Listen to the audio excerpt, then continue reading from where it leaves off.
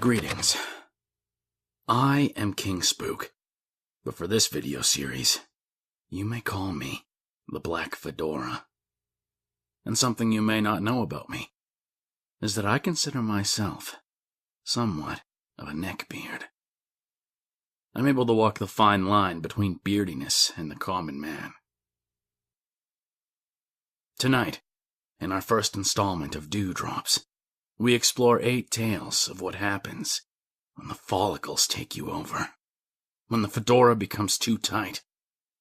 The curse of the Dora can strike at any time, at any place. This video is not intended to insult those who are of a more nerdy persuasion, much like myself, nor intended to insult those who are obese, again, like myself. And any asshole and or insulting comments will be deleted. Now, prepare your Magic the Gathering cards. Get your finest trench coat. Remove the caps off your 2-liter bottles of Mountain Dew. And let us begin. Story 1. Introduction to Chub Chub the Hut by Queen Massive Cake. Since the Neckbeard Stories subreddit seems locked, I had so many stories to tell about my friend Chub Chub the Hut, the Lord of Kings and Neckbeard Emperor. I can start with a short one. In our story, we have me, a short woman with more boobs than height, and my husband and sweetheart, a tall man with long blonde wavy hair, sort of like a cross between Ocelot from Metal Gear V and the Charlie from the Chocolate Factory story, but I digress. I met my first neckbeard when I moved to my first apartment, and his friendship would last to this day. Sadly, Chub Chub had a girlfriend we will call Textile Hoarder, or TH for short. We met them in the stairwell of the apartment house, and you could smell both of them before seeing them.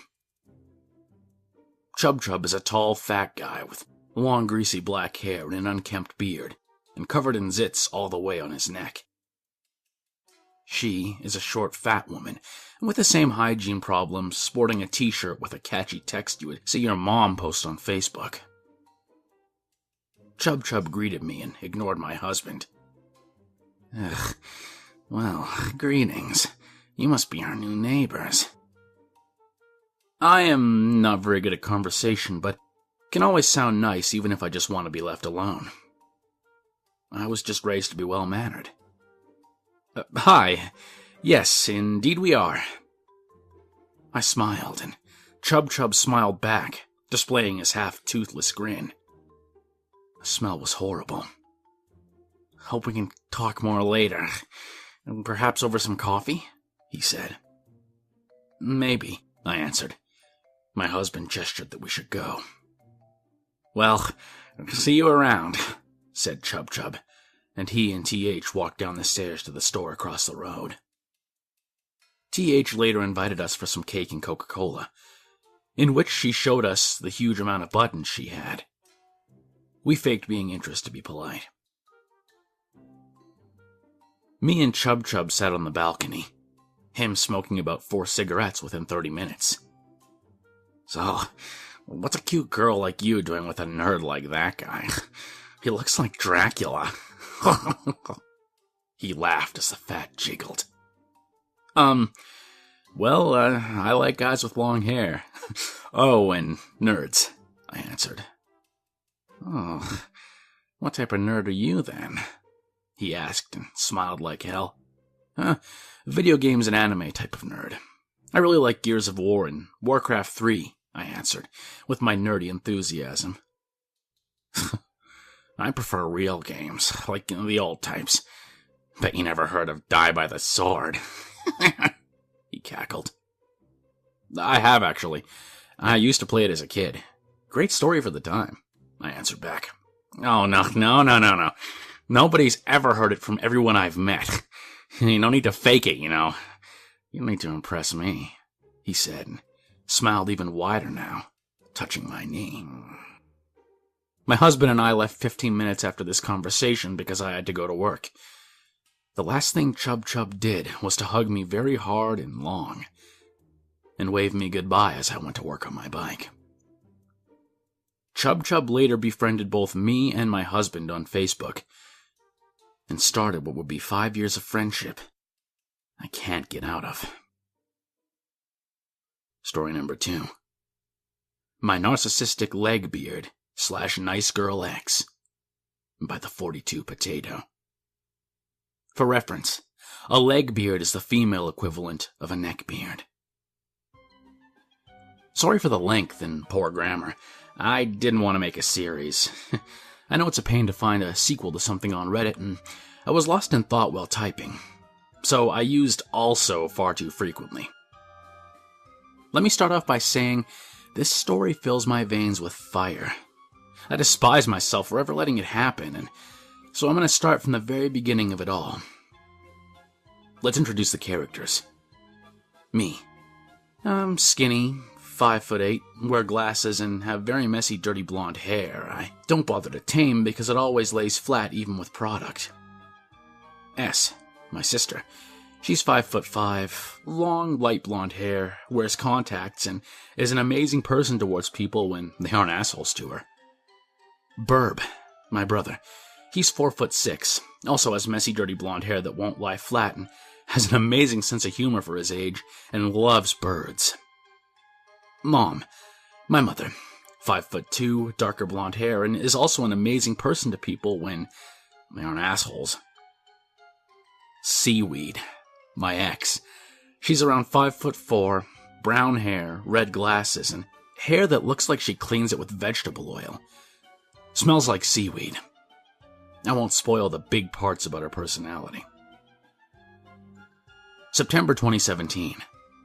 This was the month I met Seaweed. My sister had invited her and some other friends to a party for her birthday, and I went upstairs from the computer so I wouldn't be a pain, leaving YouTube open. This was mistake number 1.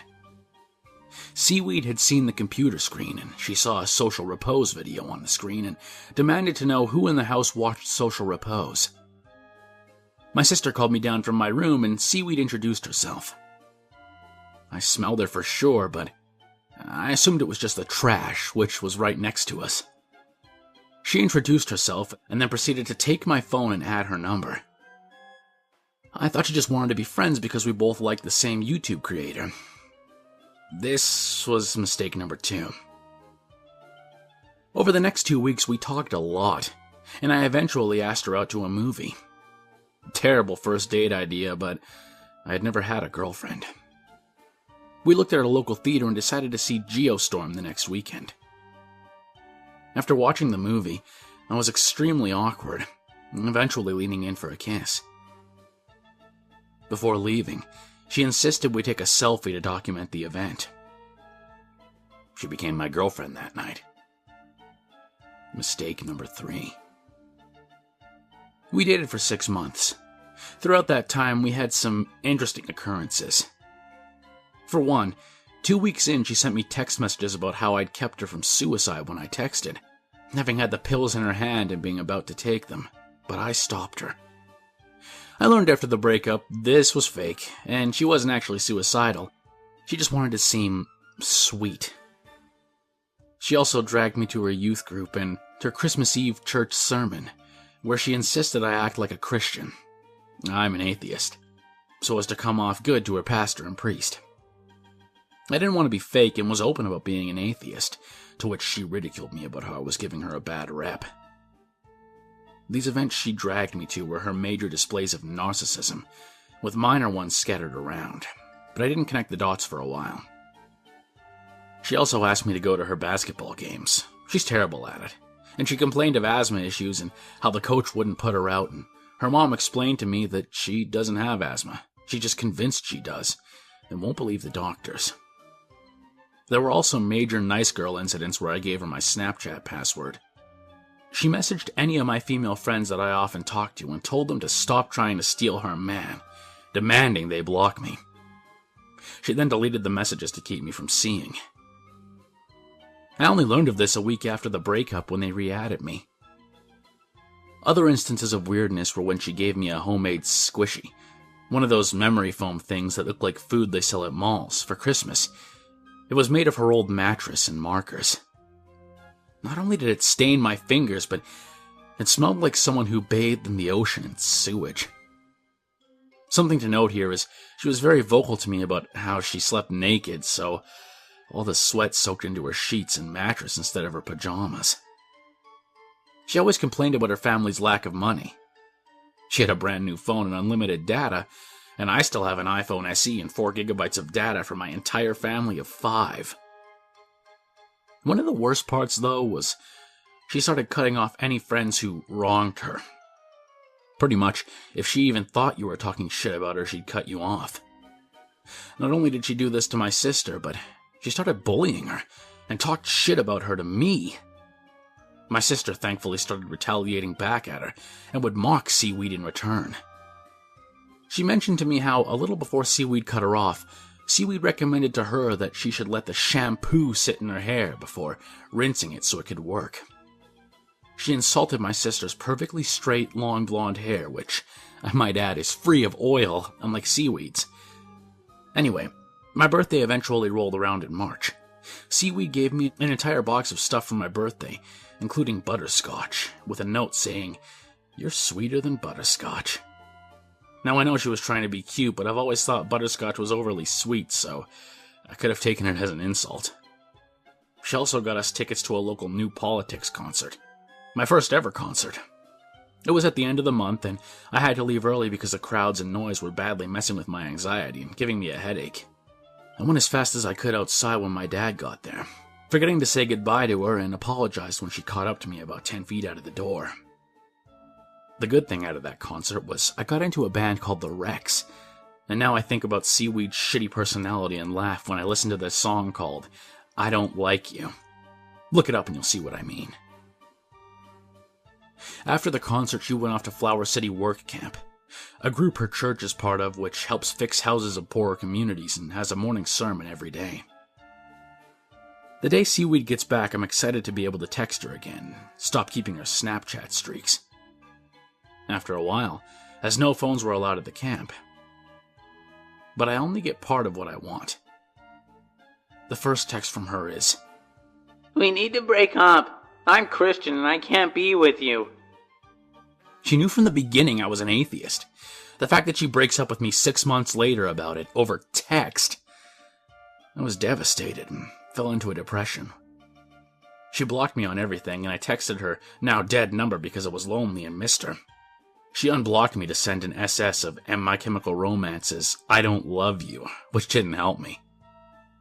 At that time, I'd been being flirted with by another girl and wanted help from Seaweed. But she simply brushed it off and told me to ask someone else when she read my texts from while I was blocked. It took me a month to get over her, and I was depressed for a month and a half.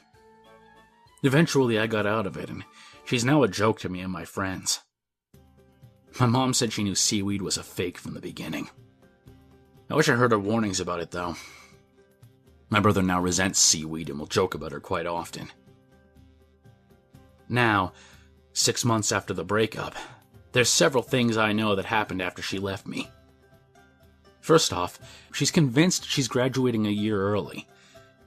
She's failing most of her classes, even though she might be homeschooled. Those two don't work together, and both your parents have jobs, dumbass. She also is now a part-time vegetarian. Yeah, sure. And I'm vegan but have an annual cheat year. She's also still in chorus.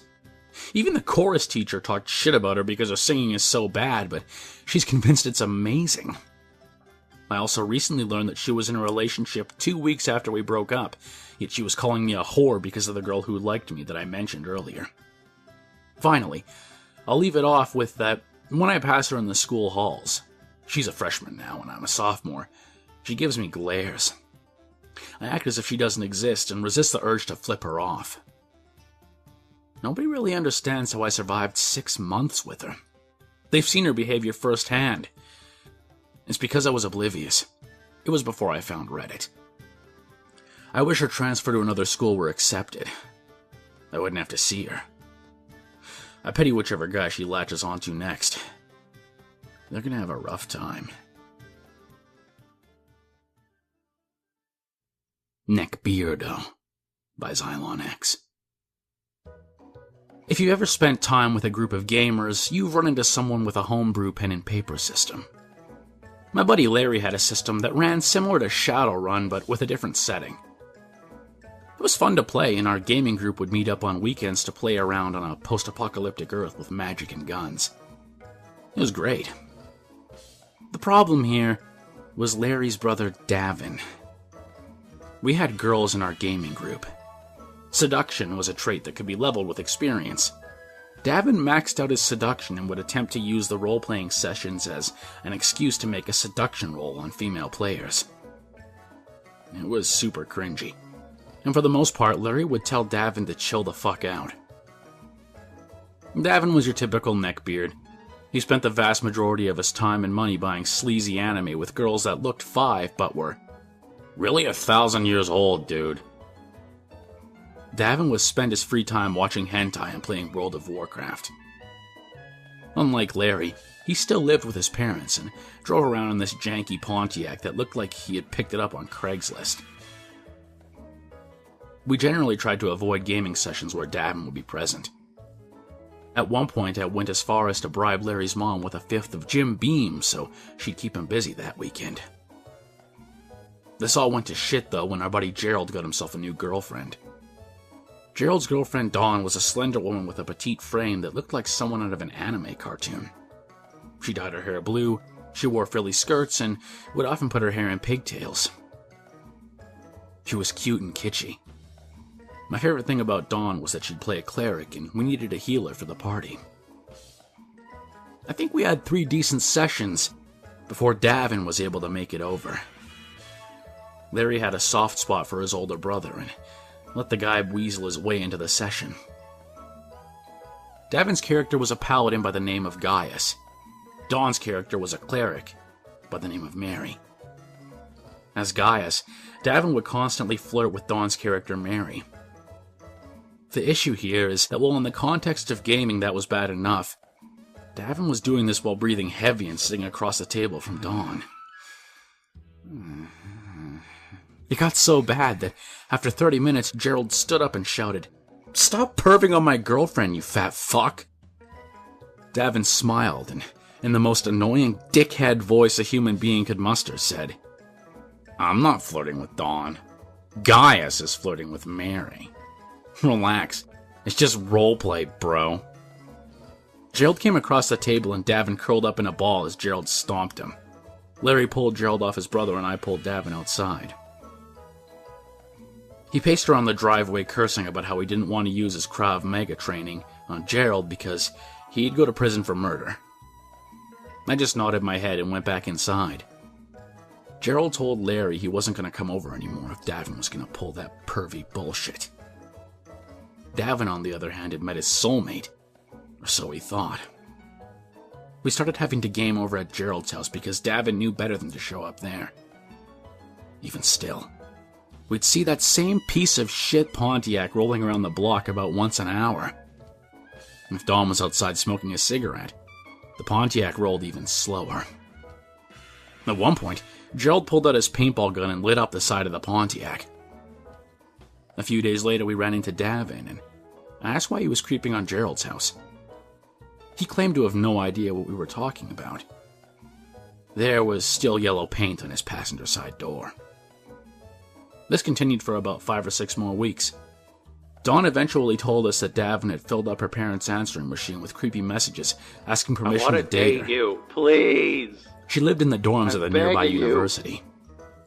She said the desk attendant pulled her to the side and told her that some creepy fat dude had waited in the lobby for nearly 4 hours earlier in the day, and when asked what he was doing, he said he was waiting for his girlfriend, Dawn. Dawn and Gerald broke up after a while. Gerald came over for gaming and Davin was there. Davin was actually halfway fun to play with if there were no girls around for him to creep on. This was not one of those sessions. Davin was smiling the whole time, which was really unusual. I finally broke down and asked why he was so happy, and he said, "Well, Because if Gerald is single, that means Dawn is available. Gerald came over to the table again, and this time I stopped Larry from saving his brother. Gerald beat Davin like a red-headed stepchild. Larry finally got around me and told Gerald to leave. Larry screamed at me for letting Gerald whoop on Davin, and that's when I said, "Your brother's a fucking stalker, dude." That was the end of weekend gaming with Larry.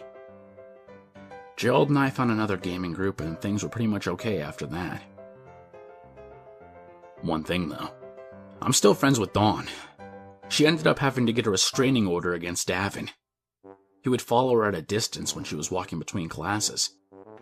He somehow got a hold of her cell number and filled her voicemail and text inbox with affirmations of his love for her. It got so bad that she took proof he was violating the restraining order to court, and he was actually incarcerated for a few weeks. Then, just like that, he stopped. That was 10 years ago. Last I heard, Davin still lives in my hometown, and is banned from both comic shops for creeping on young girls. Number 4. Goatee Beard by Attic Potato. Hey guys, I'm new to the Reddit community. I've been a bystander for years, just following stories and listening to YouTubers read hilarious and or creepy posts. But today, I've decided I have a story to tell to the Reddit community. I was listening to Neckbeard stories and just Neckbeard things being read by Ksarch. Pretty fun YouTuber. I like him. Go watch his content. And it brought me back to a date I went on around 2012. Heads up, there are a lot of details to this story, so if that's not your thing, probably should back out now. For the rest of you, buckle up and hang tight. I was 21 years old when this happened to me, and I hadn't had a whole lot of dating experience at the time. I honestly wasn't super interested in dating all that much because I was having fun being single and, being 21. It all started, though, when my friend and I were hanging out one night and she mentioned that her friend had seen my picture on Facebook.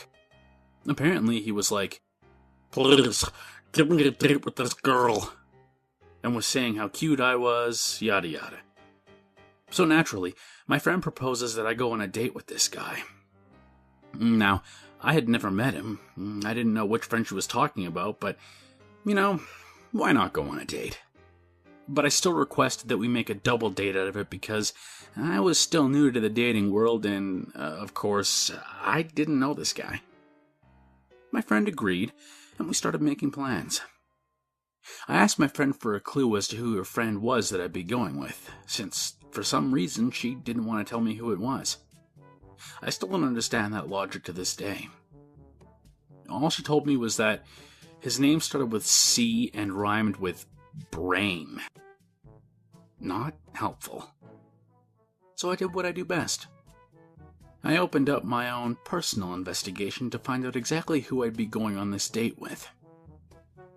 I dug into my friend's Facebook photos and searched for the haunted house photo she'd posted recently, since she had mentioned that this C-Brain guy had been in the group. I checked all the tagged names and was confused because there was only one name in the bunch that started with C. It looked like a girl's name. But lo and behold, when I hovered over the name, it zeroed in on a dude in the back. Oh boy. Yeah, he was everything people would call a neckbeard. Bigger dude. Mini neckbeard plus a goatee. And we'll be referring to him as goatee from now on. And the fake fedora, trilby hat that seems to be the norm. I'll admit, I wasn't impressed by first look, but hey, I didn't want to be a dick about it and assume that he wasn't fun to be around. I would give him the benefit of the doubt. Date night arrives. I meet up with my friend at her place, and the guys meet us there. My friend invited her love interest, whom I didn't like at all. I'm just going to call him D, but whatever.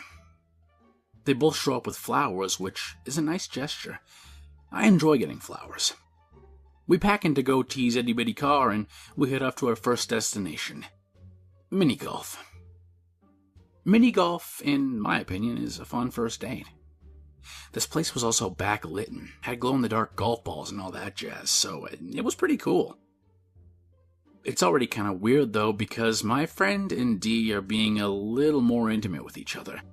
So Goatee and I are awkwardly standing there and waiting our turn to putt. We don't know each other. We're not romantic, and it just feels weird. We then head off to P.F. Chang's for some Chinese food. Goatee must have been feeling pretty left out because he grabs my hand on the way in and pulls me behind him into the restaurant. Back then, I wasn't very confident and was a little shy around people I didn't know very well, so I didn't know how to react to this. But whatever, I'm hungry and I want some Chinese food. Maybe he didn't mean anything by it. The boys pay for dinner, which is all very well and good, and we finish up without a hitch. We had wanted to go see a movie after dinner, but by this time it was already pretty late. Honestly, I was good with mini golf and dinner. I was ready to go home. Nope. The others get the idea to go watch a movie at Dee's house because his parents aren't home. Great.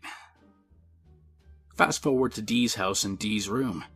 My friend and Dee are chilling on Dee's bed while Goatee and I are on the floor in front of the TV. I have a substantial amount of space between the two of us because I'm not comfortable enough to be so close to him. I was already feeling a bit off. So, we choose a pretty safe movie. Pirates of the Caribbean. Cool. The movie starts and Goatee says in a ridiculous voice, "What am I going to hold if I get scared?" And my friend, now a traitor, pipes up and says my name as an answer to this question. It was like the Hunger Game for neckbeards, except I did not volunteer as tribute. Before I can even think about how much of a traitor my friend is, Goatee grabs me by the legs and shoulders and hauls me over next to him. Thankfully, I have enough sense in that moment to pull away and scoot back to where I was. My traitor friend does not see anything wrong with this, apparently. The movie continues. Suddenly, Goatee starts randomly poking at me. If anyone knows me, and none of you do, so let me clarify, I absolutely hate being poked. I don't know why, it just irks me and I can't stand it. I ask Goatee what he's doing. He tells me, "I'm trying to find your tickler spot." He proceeds to pinch my thigh all the way down. I pull away again. Remember, I'm too shy to speak up and say something. I wish I'd had the voice back then that I have now. You would think that by my body language alone, though, Goatee would take a hint. But, nope. We're not even halfway through the movie and it's hella late. I'm beat and still have a long drive home in the dark out in the countryside. My friend decides she's going to stay at Dee's house. Guess what? That leaves me to drive back to my car alone with Goatee. Awkward conversation ensues once again. I just want to go home. We pull up to my friend's place, and we get out and I grab my leftovers. I thank Goatee for the evening, and for paying for dinner, and golf. And Goatee looks at me and asks, "Can I have a kiss on the lips?" Now, let's recall that I've only known this guy for about 5 hours at this point. At no point in the evening had I felt attracted to him, nor had I given any kind of indication that I was interested in being anything more than friends, or at least acquaintances. But for some reason, he felt he deserved a kiss from me. If you're biting your nails and thinking, "Oh crap, this girl who hasn't said anything up until this point is going to let this guy kiss her," well, I'm happy to say that I found my voice in that moment. I looked him in the eyes and said, "No." Goatee persists. "Just a little one." "No." "Just a little kiss." "No." Goatee hangs his head in defeat, pouty bottom lip at all. Attractive. I was running on adrenaline, so I say, "Nice try. Have a good night," before booking it to my car. I was done.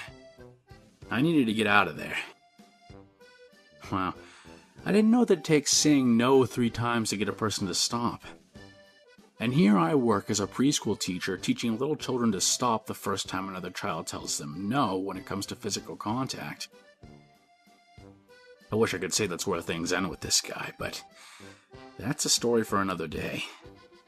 This post is long enough as it is. But that's my Neckbeard story for you, ladies and gents. And I hope you're confident enough to tell people to shove off when they act like this and put an end to it before it gets worse. Stay safe out there. Story number 5. The Return of Chub Chub by Queen Massive Cake.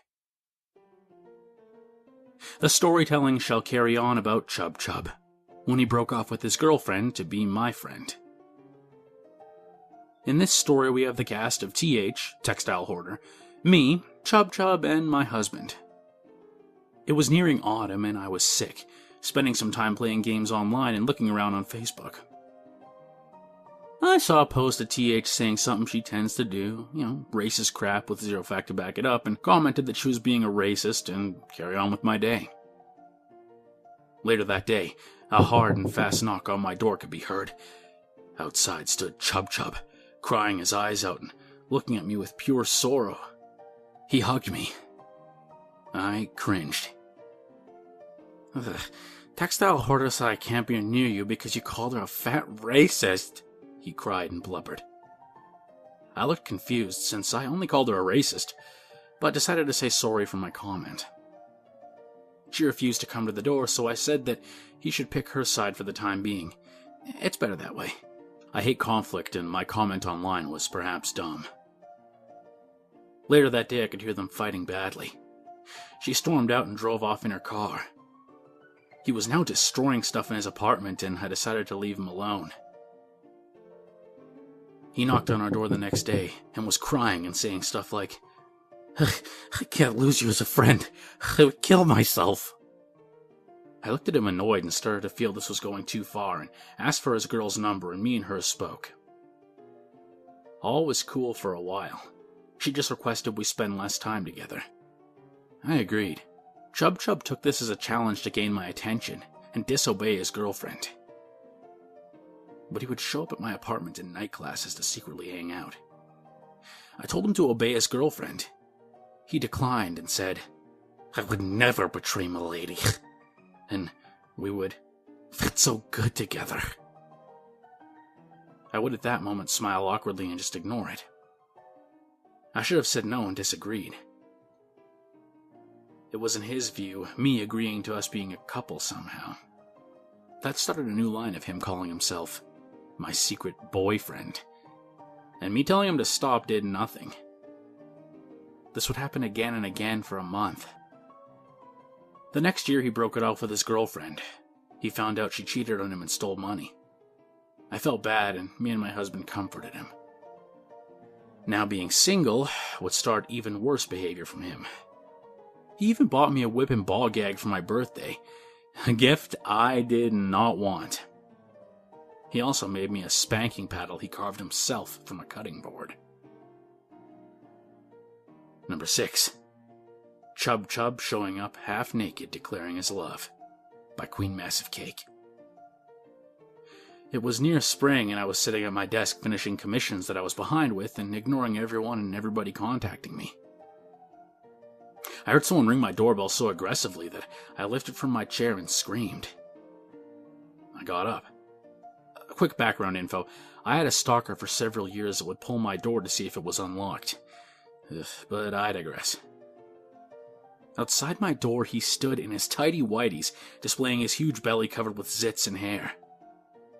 He had stretch marks on it and was drenching in sweat and crying. I looked confused and concerned, wondering what was wrong. He dried away his running nose on the inside of his arm. Gross. "Why did you not respond?"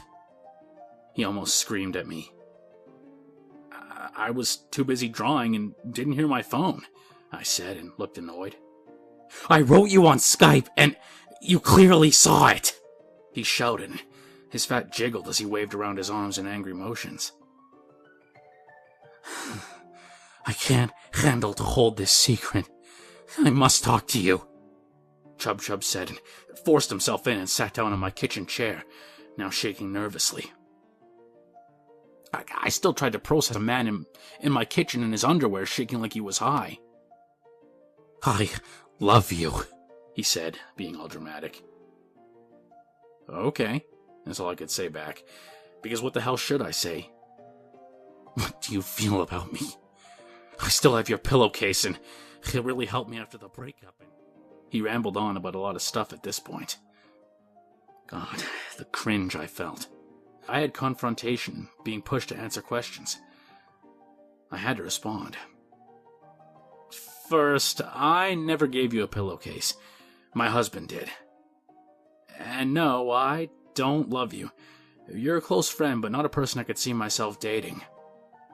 I barely managed to sit down, hoping to calm him down when he stormed off, slamming my door and shut his front door so hard it caused the downstairs lady to ask what the hell was going on. Chub Chub blocked me on Facebook for about a week. I thought he was finally gone. This is the tip of the Lard Mountain, and I call Chub Chub. Next up, Chub Chub pretending to be retarded at the store to impress me. Number 7. The Tale of the Magic the Gathering Neckbeard by Sapphire Foxy. I just got into watching Fun with Failures videos about people encountering neckbeards in the wild and wanted to share my story with someone.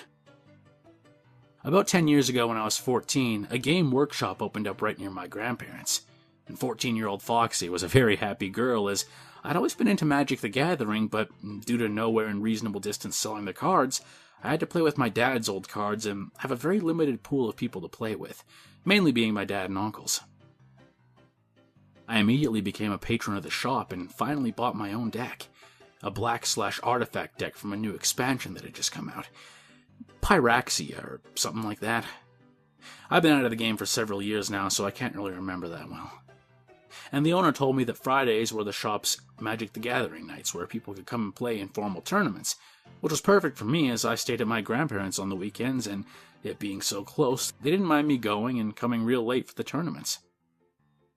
I was the only girl there, and the youngest player, but most of the other players were really nice to me, suggesting ways I could improve my deck and clearing up misunderstandings about rules I had, as my teachers for the game were all about a decade out of practice.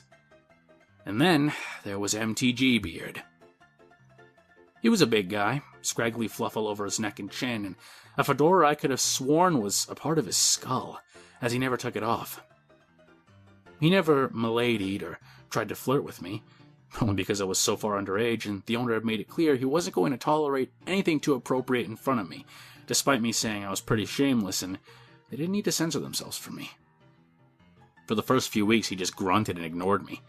It seemed like he was under the impression I'd just drop out, especially as I wasn't all that good at the game. But I was enjoying myself way too much to do that. Then when he realized I was there to stay, he suddenly had to be sat next to me every week, meaning I had to put up with his body odor and the horribly stinky cheese snacks he brought every week. And whenever we played two-headed giants, 2-on-2 matches, he pitched a fit unless he was my partner, even though all he ever did was mock my deck, my plays, and constantly insinuate that my pitiful female brain couldn't understand the detailed strategy you need to play Magic the Gathering. You know how I said I was pretty bad at the game? Well, MTG Beard was one of the worst players there. He always brought a rolling case filled with boxes of decks and cards. He'd obviously sunk hundreds of dollars into the game, and he was trounced every time he played with us. Even I could beat him whenever we played each other. And he always accused us of cheating or of stacking our decks. Hell, he did it to me the first week I was there when he and the other players literally watched me open the box and unwrap my new deck. It came to a head about 4 months after I joined. My dad, seeing how much I was enjoying the game and having no real use for them anymore, he let me have his card collection, which included some real old and rare cards, the pride of which was a particular artifact card that I added to my deck as it worked so well with it. That week was probably one of my best weeks playing as part of our group thanks to that card. A couple of the others asked to look at it as it was a pretty rare one, and I obliged. They made a couple of offers for trades, but I refused. The card worked too well with my deck, and it had been my dad's card, and I wanted to look after it.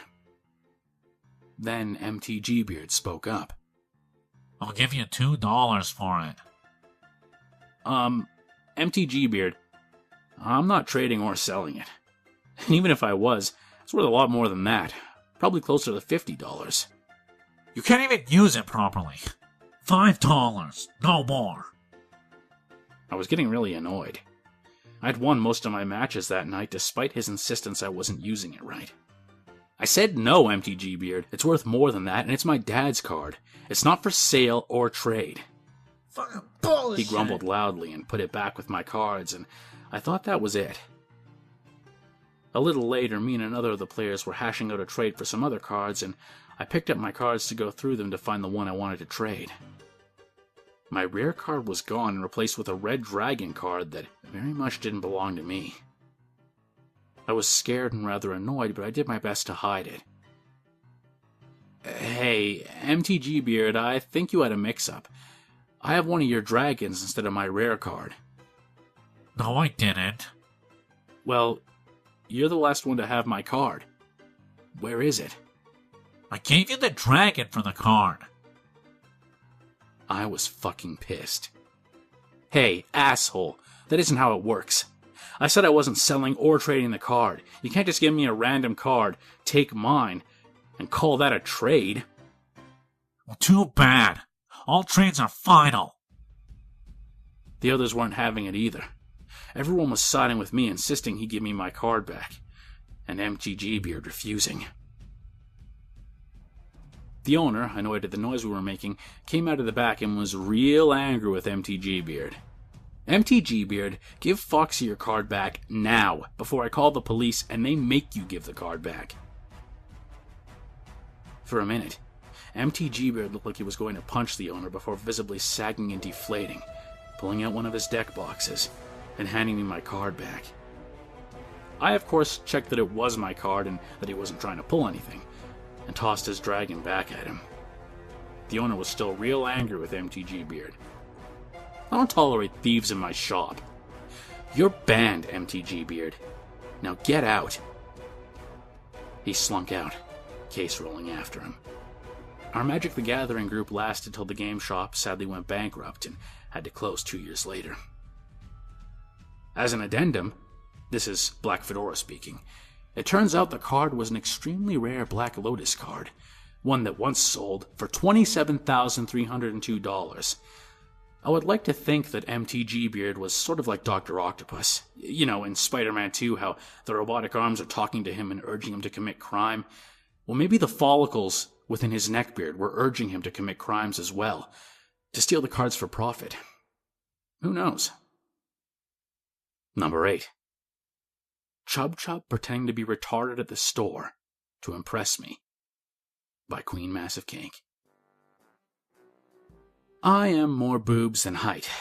You can call me Massive or M. Starring in this story, we have my husband that we will call Ocelot, because he looks kind of like him.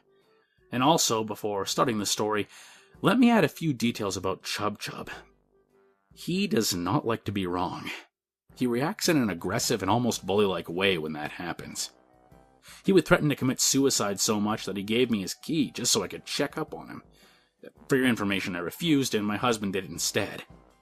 I never confronted him about the bad stuff because he would become extremely aggressive and even once flung a chair, hitting above my head. I stayed away for 3 months that time, and he bought me 6 anime statues as a way to say sorry. I was a moron and forgave him. He only soaks in a bath, never scrubs or actually washes himself. And when he gets upset, he shaves his whole head bald. This will be an important detail in the next story. Now, to this story. This was the day after my husband got his salary, and we were going to get some food and buy whatever was needed to survive the month, aka food. Chub had requested the previous day to tag along, as they had a sale on Pepsi, and he simply could not miss out. I knocked on his door. No answer. I decided to peek in and see if he was up. He was not. Then the smell hit me. The apartment had an oily look to it, with dust covering even the walls and only a small crack of light coming from the half-open kitchen door. I stepped in and then felt my husband grab my arm, him shaking his head no. He walked in and vanished behind the corner. "Hey, Chub Chub, we're gonna go to the store now," Ocelot said with a stern voice. I could hear bed springs move as if they were screaming for mercy. "Ugh, could you not have called?" said Chub Chub with a nasal damped tone. "I did. 4 times," Ocelot said and sighed. Chub Chub reached for his phone, and it showed that it was way past lunch, and he'd indeed missed calls. "Fine, just let me get dressed," he muttered and pushed Ocelot to the side. After 1 hour of Chub Chub bathing in body spray and getting dressed, wearing his black shorts and worn t-shirt with his Zelda logo, we finally reached the big store. Kinda like Walmart, but better quality and still cheap. "Ugh, I need a cart," said Chub Chub and scratched his beard. We took a big cart, which would be enough for all of us, splitting up all the items in corners of the cart. Me and Ocelot started talking about an old lady we saw in the store. She had a mental handicap, but still managed to do everything on her own, except that she would read out loud from magazines. "I think it's so impressive how well she handles it," I said, while looking for baked bean cans. "Well, autism seems to be seen as a handicap," said Chub Chub out of the blue. And trust me, this guy loves to talk about his autism as if he suffered from the plague or something. "Well, if you have Asperger's, it's not really a handicap," I said while moving along the can selection. "Yes, I do. And it makes me half retard," Chub Chub said and laughed out loud.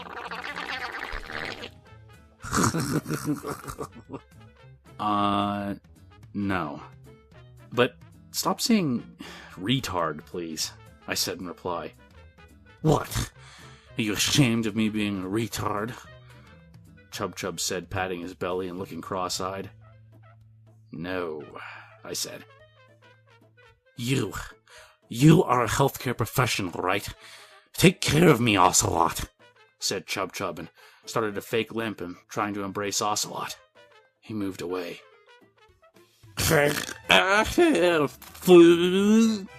He said, stumbling around with his arms outstretched like Frankenstein's monster, pushing down cereal boxes as he passed by. I rushed over and picked them up, glaring at him now. "Please stop, Chub Chub," I said, and felt like I was going to die from embarrassment. Chub Chub turned around and started flailing his arms and making derp sounds, then bumped Ocelot with his big belly, so he fell over and pushed over several cereal boxes. "Enough!" I shouted at Chub Chub, almost screaming. He stopped and looked at me annoyed, glaring over Ocelot to get off the floor. "Whatever. You people have no sense of humor. I thought it would be funny to joke around. Ugh. You people are so boring," said Chub Chub, and rushed out of the store. And Ocelot couldn't find him, so we ended up paying for Chub Chub's things. We later found him smoking behind our car and acting like a big baby. The entire day was of Chub Chub getting upset about dumb things and acting like an asshole.